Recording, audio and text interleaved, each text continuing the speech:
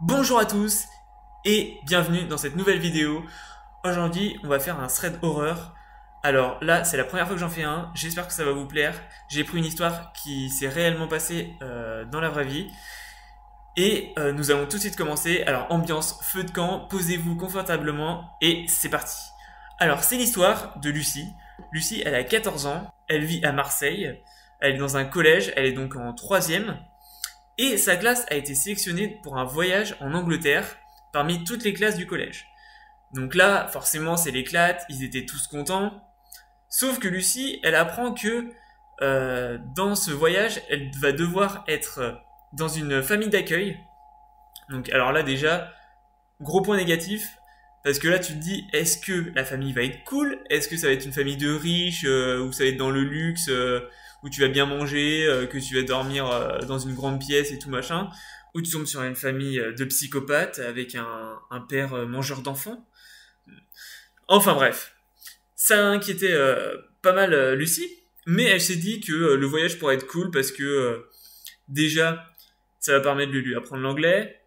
En plus, elle va pouvoir faire de nouvelles rencontres. Et puis la raison principale que tous les jeunes de cet âge-là adorent avoir comme nouvelle, et pour eux c'est la meilleure nouvelle au monde, c'est que ça leur fait louper 2 semaines de cours. Et oui. Donc forcément, Lucie, elle est super enchantée de faire le voyage. Et elle part quand même avec sa classe. Alors, elle prend l'avion le 3 avril 2018. Elle se retrouve à Buxton, dans un petit village en Angleterre. Et là-bas, sa prof attribue à chaque élève de la classe une famille d'accueil. Et là, en fait, ils sont deux par famille d'accueil. Elle se retrouve par chance avec sa meilleure amie, Rose. Sauf que faut jamais se réjouir trop vite. C'est comme dans les films d'horreur, tu te dis, ça va, celui-là, il va vivre jusqu'à la fin, et en fait, non.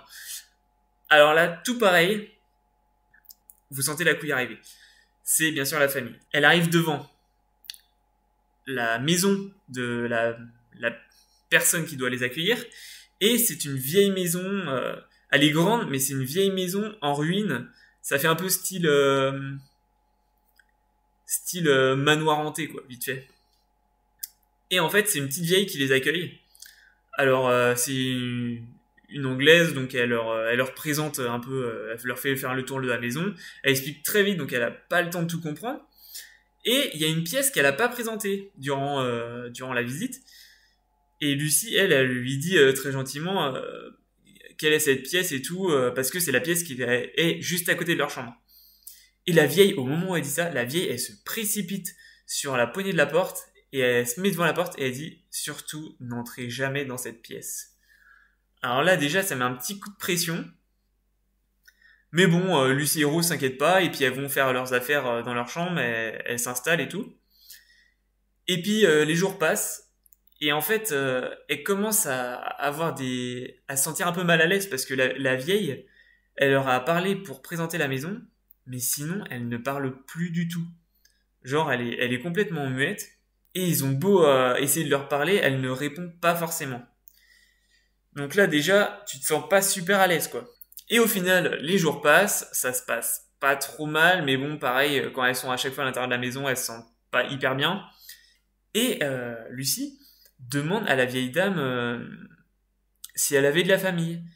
Et elle dit oui, qu'elle avait un fils, et ce fils-là, il est décédé dans un accident de voiture. Alors déjà, ça remet encore un autre coup au moral aux deux amies, parce qu'elles se disent que ça se trouve la pièce qui est juste à côté de leur chambre, c'est la chambre de son fils décédé. Alors là, au final, ça intrigue encore plus Lucie, mais les jours passent, et là, elle se dit, j'ai trop envie de voir ce qu'il y a dans cette pièce, parce que la vieille dame, elle fait que de protéger la pièce, elle fait que de leur en parler de façon à ce qu'elle n'y aille pas.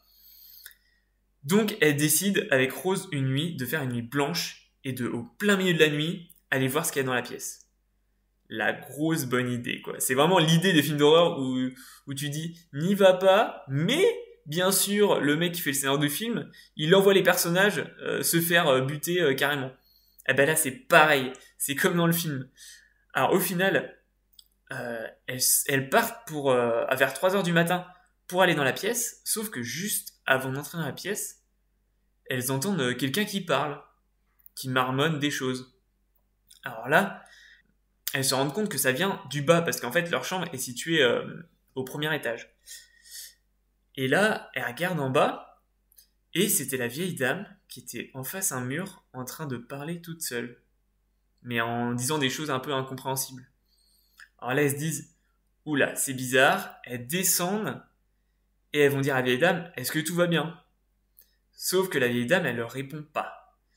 Et là, elles commencent vraiment à flipper, mais elles se disent que elle est sans doute somnambule et que du coup, c'est normal. Donc, Lucie ayant appris qu'il ne faut jamais réveiller un somnambule, elle décide de remonter dans leur chambre.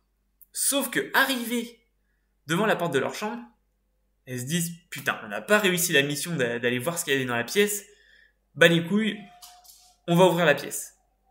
Et là, elle va pour ouvrir la pièce, elle tourne la poignée, et là, bim, elle ouvre la porte, sauf que la porte se retire et claque de l'intérieur et se referme. Et en fait, elle a juste le temps d'apercevoir des doigts sur la poignée à l'intérieur de la pièce qui tirent la porte vers l'intérieur pour la refermer très fortement. Alors là, sur le coup, gros moment de flip et elle court direct dans leur chambre. Là, c'en était trop pour elle avec tout ce qui s'était passé, l'ambiance glauque, tout ça. Elles ont décidé d'appeler directement leur prof pour qu'elle vienne les chercher le lendemain chez la vieille dame pour pouvoir repartir soit dans une autre famille, soit refaire le voyage, enfin retourner avec la prof pour être plus en sécurité, quoi. Au final, c'est ce qui se passe. Le lendemain, la prof vient les chercher accompagnée de la police et du coup, ce qui se passe, c'est que au moment où elles allaient partir, elles vont quand même remercier la vieille dame poliment, en fait, de son accueil, de les avoir accueillis. Sauf que la vieille dame, déjà, elle a une réaction trop bizarre. Elle se penche vers Lucie. Elle se met à côté de son oreille, elle lui dit, forcément elle est anglaise, donc elle lui dit « Don't say anything, forget him ». Ce qui veut dire « Ne dis rien, oublie-le ». Alors là, ça met un coup de pression à Lucie, encore une fois. Et c'est pour ça qu'elle se dit je me casse. Elle ferme sa valise et elle essaye de se barrer le plus vite possible. Sauf que là, la vieille dame lui chope le bras et elle balance sa valise par terre, ce qui l'a fait ouvrir sa valise. Elle chope un peigne, elle chope sa brosse à dents et elle se casse en courant vers la pièce et s'enferme à l'intérieur. La pièce secrète. Alors là, elle se sent tellement mal, Lucie, que elle referme la valise et elle se barre direct. Elle cherche même pas à comprendre ce qui lui est arrivé. Elle se casse, elle a trop peur, elle s'en fout de ses affaires, elle préfère se barrer que d'aller essayer de récupérer ses affaires. Donc au final, on n'en sait pas plus. On sait juste que une fois qu'elle est partie, sa prof lui a dit que les policiers avaient enquêté dans la maison de la vieille dame. Donc ils ne disent pas s'ils ont trouvé eux des choses ou pas sur la vieille dame. Ils disent par contre que elle a été placée sur liste noire et elle n'aura plus le droit d'accueillir personne à l'intérieur de sa maison. Donc voilà, j'espère que l'histoire vous a plu. L'histoire met en place plusieurs hypothèses. Donc, pour moi, il y a plusieurs théories possibles. C'est est-ce que dans la pièce, c'était une personne qui était emprisonnée par la vieille dame? Ça pourrait être son mari ou son fils. Et là, ça serait vraiment très glauque et très chaud. Soit, pour ceux qui croient aux esprits, tout ça, ça pourrait être le fantôme de son fils décédé. Là, pareil, il faut y croire. Moi, perso, je suis pas croyant, donc je ne pense pas. Ou tout simplement, en fait, avec le stress, elles ont accumulé du stress au fur et à mesure des jours, avec le comportement de la vieille dame et tout, même de la voir en bas parler à un mur et tout, en face, c'est un peu comme dans Paranormal Activity, ça fout les boules, quoi. Et du coup, en fait, ça leur a fait faire une hallucination au moment où elles ont ouvert la porte. Pour moi, c'est les seules 3 hypothèses qui sont possibles et imaginables. Voilà, en tout cas, j'espère que la vidéo vous aura plu. J'en referai une autre si vous kiffez ce format. Moi, j'adore ça, les histoires qui font peur et tout, machin.